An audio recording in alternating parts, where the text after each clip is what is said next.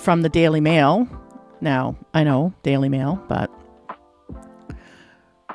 how shadowy unit of the government thought police set up by M16, is it M16 or M16? Whatever. Agent is trying to keep a lid on Britain's simmering racial tensions, right? And this obviously has been proven recently by Keir Starmer coming out and basically blaming Elon Musk for allowing the people to know about what's going on, because the video was shared on social media, and that meant people now, know what the hell is going on in Britain. They're seeing it with their own eyes, and that is the worst part about it. Not the fact that a person was almost beheaded by somebody who should never have been in that country in the first place. No. That's not what they are worried about. They're worried about people seeing that migrant attacking a native Irish person and getting angry about it. So that does sound kind of like Orwell's 1984, right? Like, I'm sorry, but it does. Well, the streets of Belfast were ablaze with anti-immigration protests last week. Behind the scenes, a group of spies, spinners, and soldiers were deploying the dark arts to try and diffuse tensions. The name of the secretive government propaganda unit trying to manipulate events makes it sound like an innocuous back office operation. I said that already. The Research, Information and Communications Unit, or RICU, right? And they always make it sound innocuous. They never give it the, propaganda unit, or they never get the public compliance unit. Like, you never hear any of that. It's always like, oh, it's research and information. It's just to help us get along better and communicate better. But the dull moniker is part of the deliberate camouflage of an outfit which uses deception and skullduggery.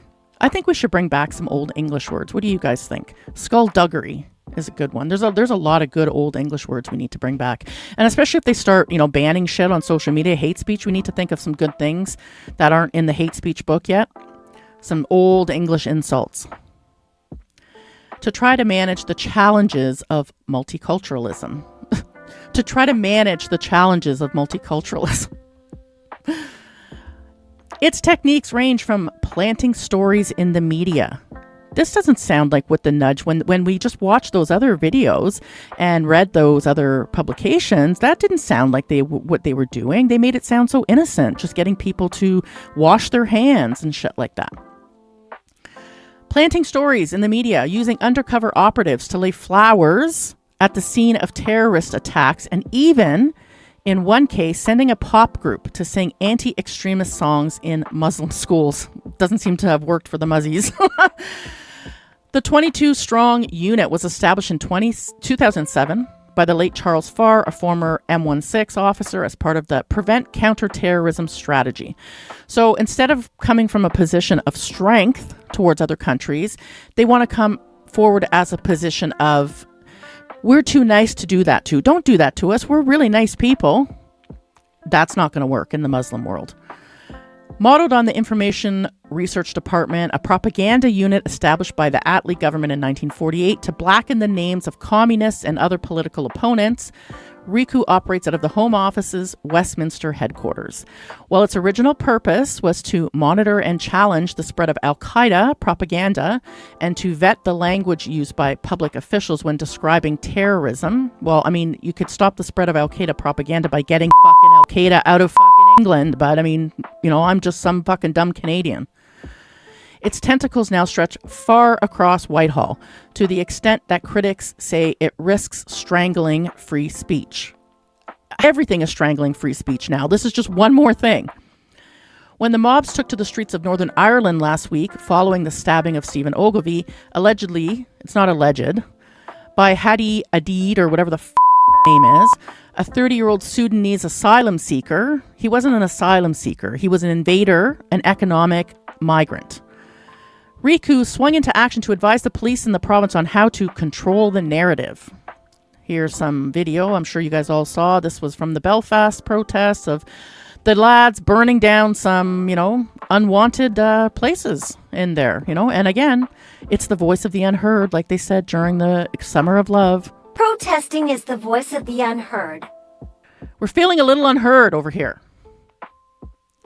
Here's more pictures and the fucking disgusting fucking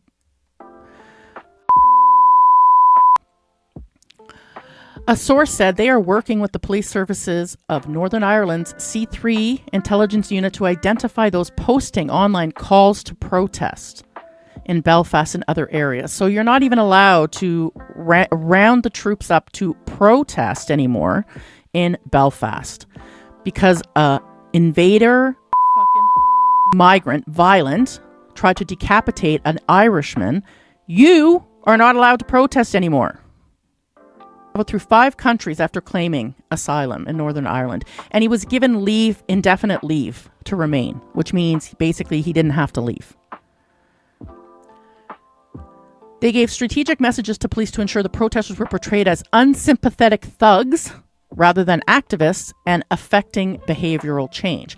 And again, they did this during the COVID, like the truckers convoy. This is a perfect example.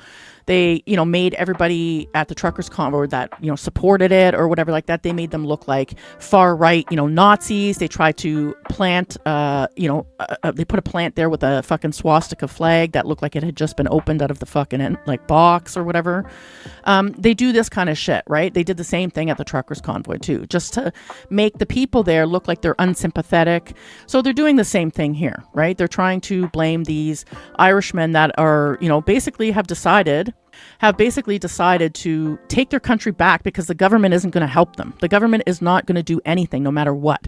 So they've decided that they're going to take their country back by themselves, but they want to portray these people as violent, whatever you want to call it. They want to portray them basically the way the Muslims really are, as violent terrorists and stuff like that, so that even native Irish, people are going to call out and they're going to be sitting there afraid of their, their home burning down and stuff like that. So that's what these units do. It's not innocuous.